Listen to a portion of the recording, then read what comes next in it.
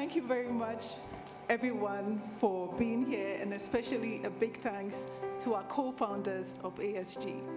My heart is just filled with so much gratitude for the commitment that we found in our excellencies. And so this is a favorite part of today's program because the students have so much to ask our excellencies. And so without wasting much time, I'd like to call to the stage our first co-founder, His Excellency Haile Mariam Desalegn.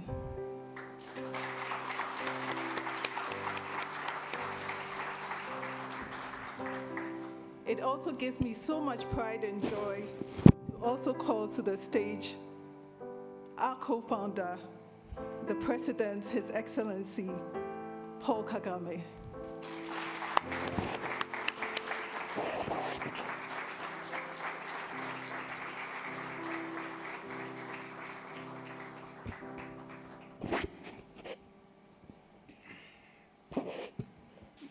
Your Excellencies, all week we've been interacting with our students, and they've talked a lot about what their vision is. They've talked about their goals, they've talked about their aspirations, and I must tell both of you that many of them want to become presidents. They are welcome to. Yes, but we also want to set the stage for today's discussion. You must have thought about something deep down within you before this became a reality. I'd like to start first with President Paul Kagame. Can you tell us how this journey started for you?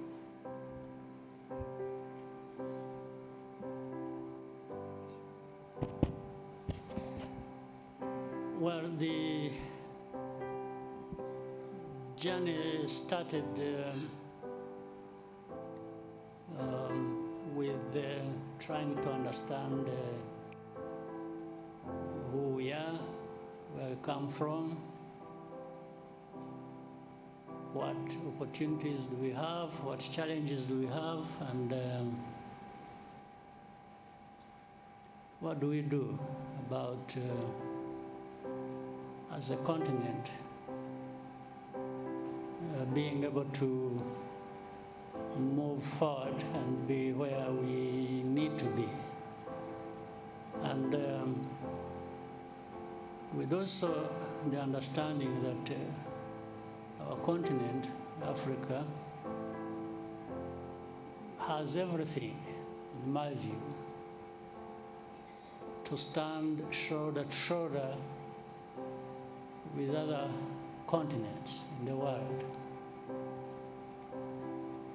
But at the same time, we look around, we find there's one thing missing here or there, and in fact,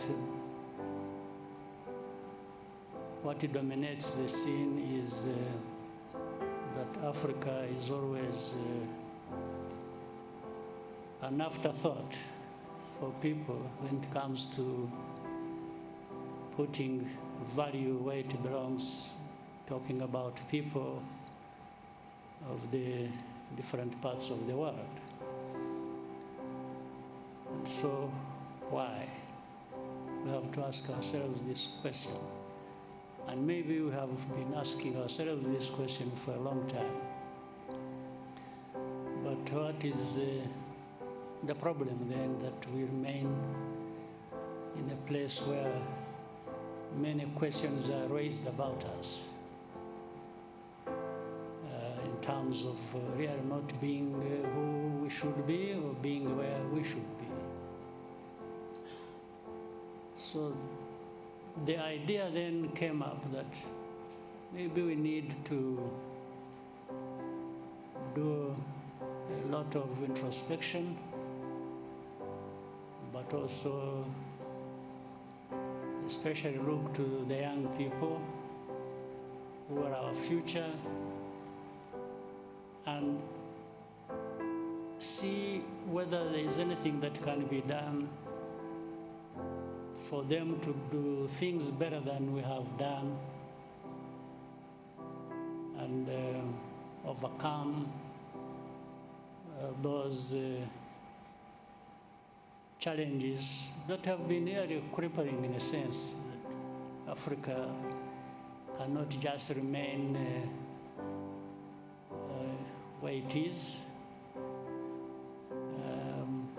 We need to move forward. We need to progress like many other parts of the world who were at our level of development or even behind us, but now they are so far ahead of us. So what happened to us? What happened to the continent? What happened to Africa? So if we can have an institution like this, maybe so that people do some soul searching and trying to figure out what is it that we can do to move forward. That's how the journey has been. And let me thank you for, first of all, being here yourself and moderating this, but also thank the co-founder that these ideas were commonly affecting us in terms of how do we do what needs to be done and move forward and stop just talking. And maybe some of the young people we are going to have develop here will find a way of doing things better than we have done. And even if it is out of 10, if you get 5 going the right way and 5 struggling, you still have the 5. So we go with that. So thank you. Thank you very much, Your Excellency. Prime Minister, Your Excellency Haile Mariam Desalegn, you also had some thoughts on this journey. Can you share those with us? First of all, let me begin by thanking His Excellency President Kagame. I did have my role models to become a leader. One of them is President Kagame, but also close to me was my predecessor, Prime Minister Meles. Both of them, my story would give a very good insight to young leaders here. When they were at the helm of leading both of them in their countries, I was Deputy Prime Minister and Foreign Minister, and I was following what they're doing. There has been a deep analytical discussion between the two. As a Foreign Minister and Deputy Prime Minister, I was sitting sometimes with them when President Kagame comes to Addis, and they discuss about Africa and how we can, transform our continent. That was a big discussion. And they were the ones who were able to bring about, the idea of NEPAD, New Partnership for African Development, because of that analytical discussions that was taking place. I think I know that, and of course, President Kagame also looking for somebody who can take over this, because both of them were in office. And it is very difficult for them to move forward these kind of ideas to action. So when we met and discussed about the past discussions that has been long overdue, I think that has come to the point that we should start this now. And that's where we started. The inspiration came, as the President said, some of the countries, especially the ASEAN countries and the Asian tigers, everybody knows, Singapore, South Korea, even China now, moved in a generation time from rags to riches. But we Africans and African nations, which were better off them in certain period of time before one generation, will still remain, in most cases, in the poverty shackle. And I think the whole idea of this discussion is, it is the mindset which matters. It is the attitude which matters.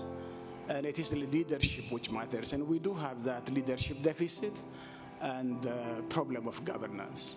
And our children and our young people should not continue as we were doing. And we should start. Of course, this journey is not just a very short period of journey. We agreed that it's a generational journey, but until we make this critical mass of leaders in our continent, we have to pursue and continue. That was how it began, and thanks to the president, that opportunity was given to me to lead this process, getting directions from him, and I think we are here today. So. Thank you very much. I have so many more questions to ask, but today's there will always be those circumstances, moments that impact people's lives. Doesn't matter where or whom it happens. I had my own circumstances and background that I was born in and grew up in, and all these have impact on every individual.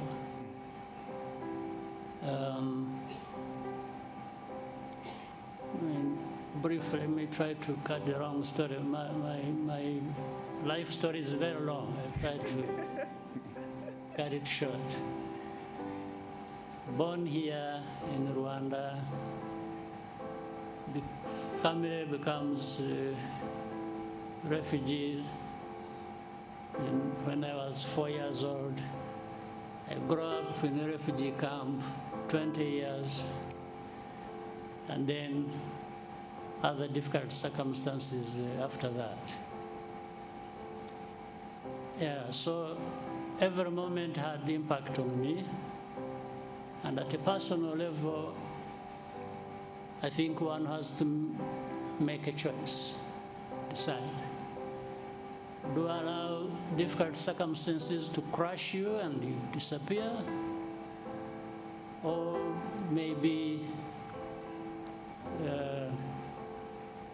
you fight for your chance to live, maybe live as well as you can. So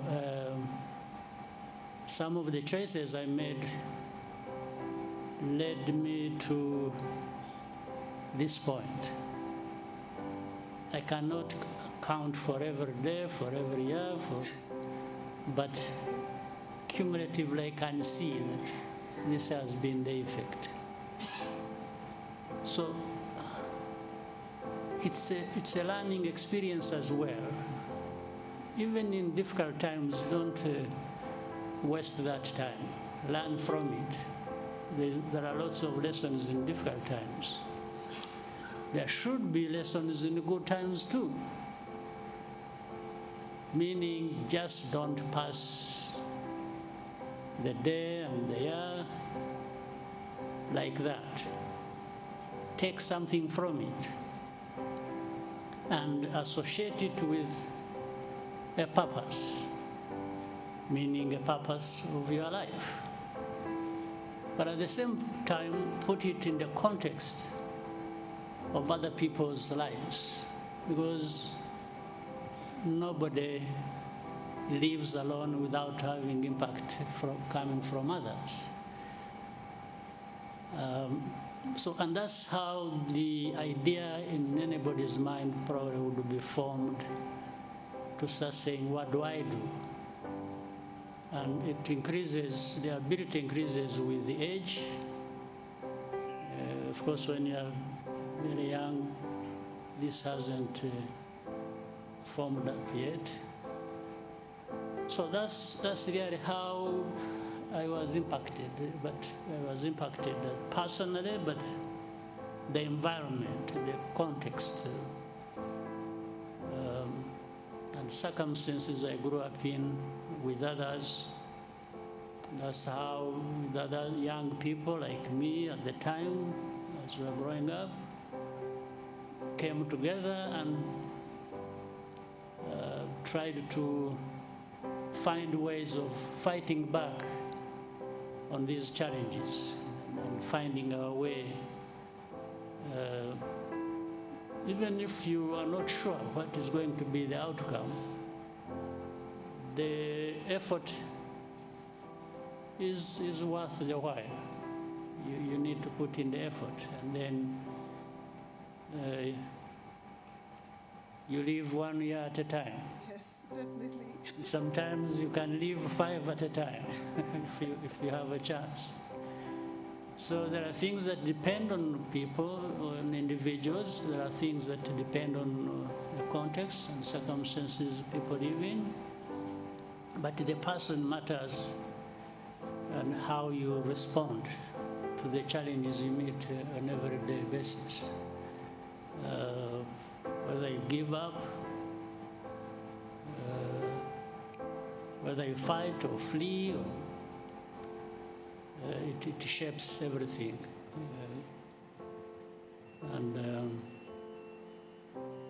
Yeah, that's as much as I can give you today. Thank you so much. Thank you so much, Your Excellency. This is truly a master class in leadership, and I hope our students are taking note. We'll set questions for you. All right.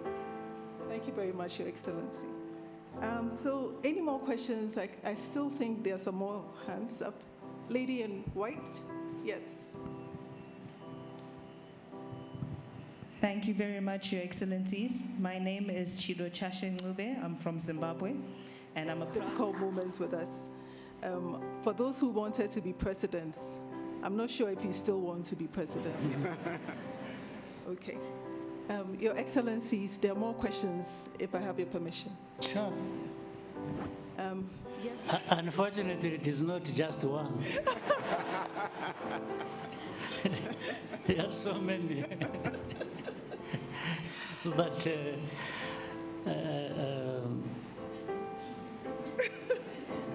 it's difficult. As I said earlier, you keep asking yourself.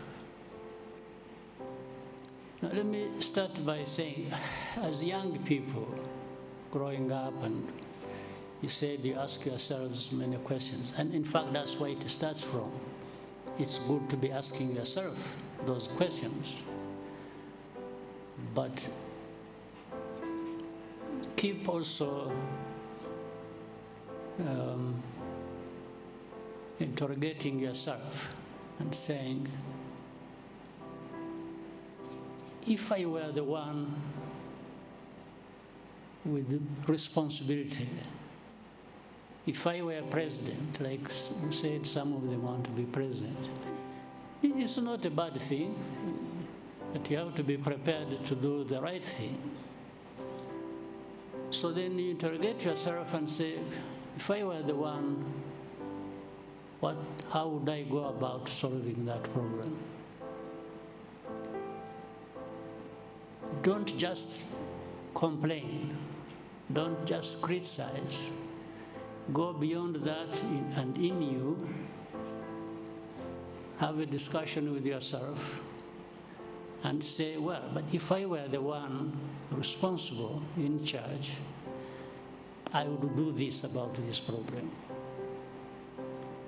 So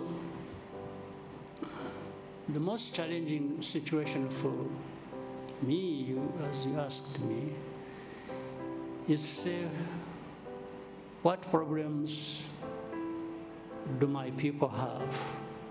What do we have to address? Before you go to the rest of the continent, I start with my own situation. And anyway, some of the situations here are similar to what happens in the rest of the continent. So the whole night I'm asking myself, how do we overcome these, some of them existential challenges? How do we And it's not just about me also thinking I can be the one to address it. It's also about saying, how do we bring Rwandans to understand that each one of them has something to contribute to addressing Rwanda's problems, their own problems. But of course, the bigger challenge is with me, if I'm their leader, to be saying yes for the failures of the rest, not thinking about what their responsibility and contribution to this is. For them, they have the right to turn around and blame me for everything. So I'm primarily trying to make sure that we find a way of addressing the challenges we have. Poverty, well, you know, our history of division and security and so on and so forth. I can't, an individual, it doesn't matter how good you are, you cannot deliver on them without making everyone else contribute to that and understanding what the problem is and what can be done to address it.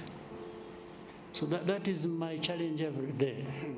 It's thinking, how do we, there are many problems, but how do we get together to make an impact on the outcomes we want to be as good as we want them. It's a general thing. It's not just one particular problem we think about. We think about poverty alone. When there is security here, then there is divisive politics there, then there is dealing with the rest of the world, which is another problem of its own. You see, like in this country, Rwanda, with our history and so on and so forth. Rwanda is a small country. It's 14 million people, very small, geographically heavily, densely populated. But the amount of scrutiny and attention and actually injustice even brought to us by the rest of the world is incredible. So we have to deal with that as well.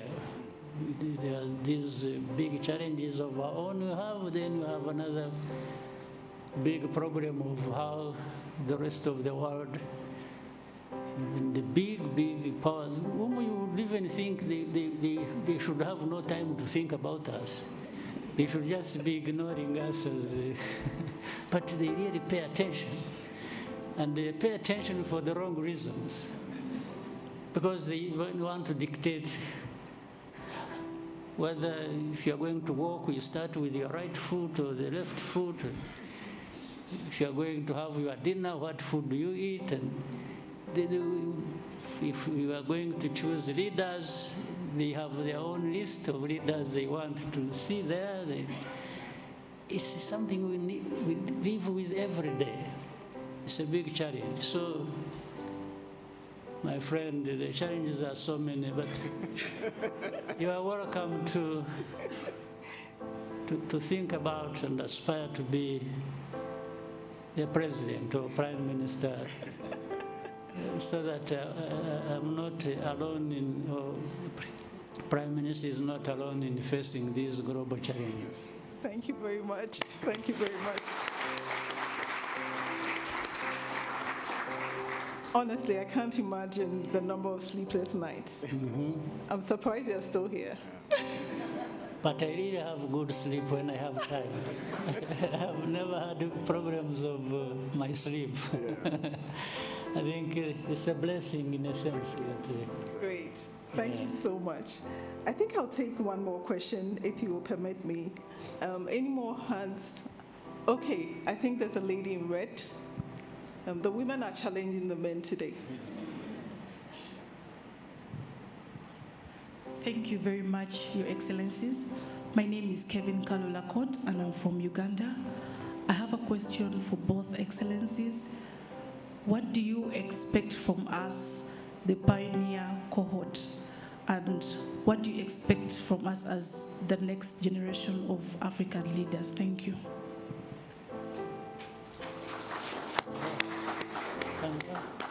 Okay. I'll be short in this.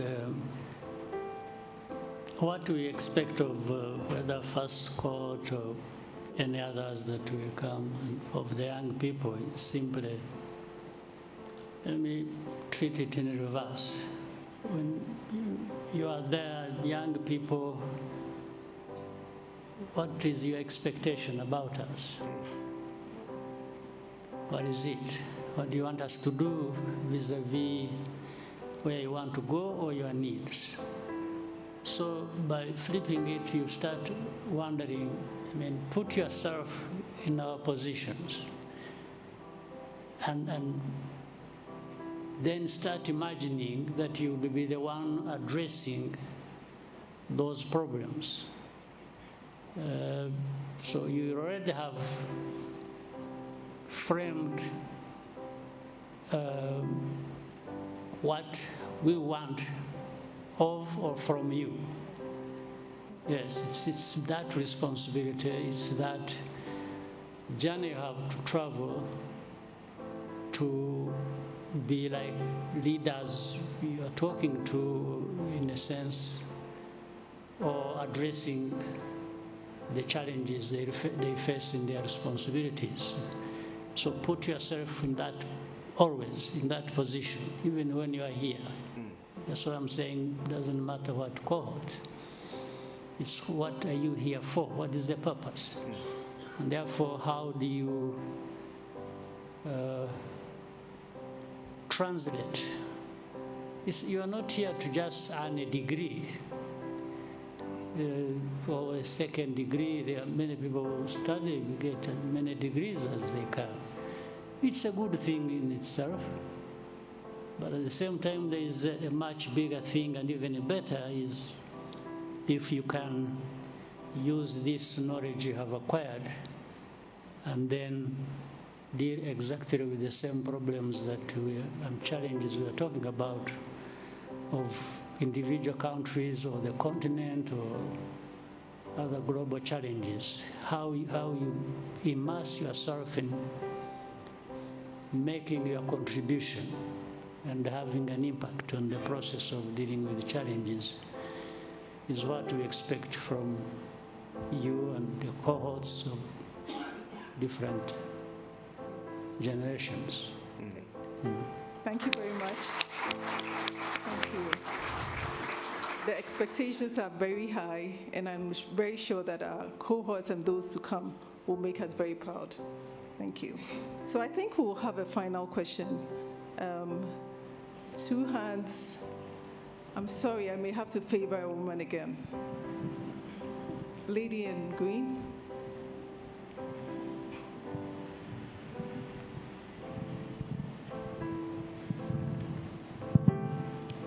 Excellent. I think we're done. Thank you Very much.